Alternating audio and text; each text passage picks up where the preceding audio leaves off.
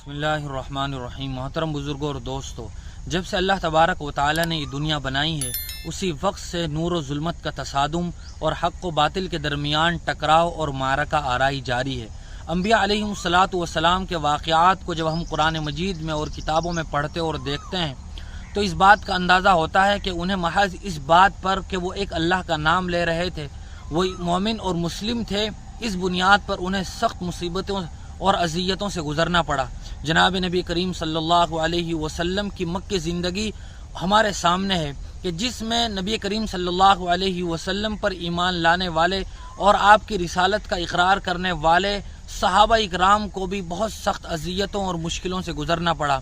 کافروں نے صحابہ اکرام کو تکلیف پہنچانے میں کوئی کسر نہیں چھوڑی اور یہ سلسلہ تاحال جاری ہے۔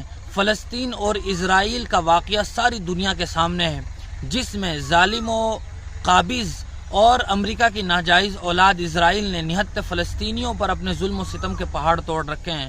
ان کے بچوں کو بھی نشانہ بنایا جا رہا ہے اور ان کی عورتوں پر بھی حملے کیے جا رہے ہیں۔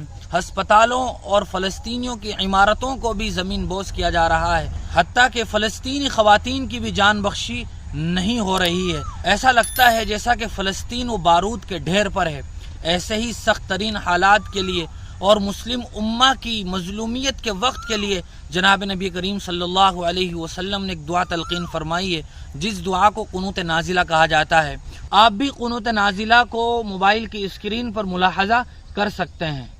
قنوت کے معنی عربی میں دعا کے ہوتے ہیں اور نازلہ کے معنی عربی میں مصیبت کے ہوتے ہیں، یعنی مصیبت کے وقت پڑھی جانے والی دعا۔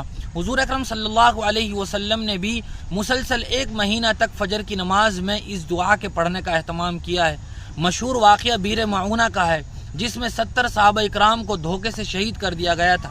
آپ صلی اللہ علیہ وسلم نے قنوت نازلہ میں عرب کے قبیلوں کے نام لے کر ظالموں کے خلاف بددعا فرمائی ہے۔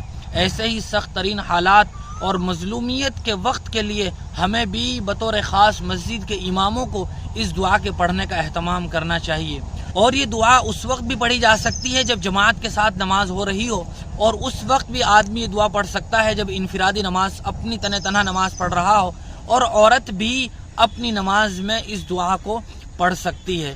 دعا پڑھنے کا طریقہ یہ ہے کہ دوسری رکعت میں جب آدمی یا امام رکوع سے کھڑا ہوگا تو قومے کی حالت میں اس دعا کو پڑھنا ہے، اور امام صاحب جہاں جہاں اس دعا کو پڑھتے ہوئے ایک ایک ٹکڑے پر رکیں گے وہاں مقتدیوں کو آہستہ آہستہ آمین کہنا ہے۔ یہ ایسی مخصوص اور جامع دعا ہے جس میں ظالموں کے خلاف بددعا کی گئی ہے، اس لیے آج کے ان سنگین حالات کے پیش نظر ہمیں بھی خصوصی طور پر قنوت نازلہ کا اہتمام کرنا چاہیے۔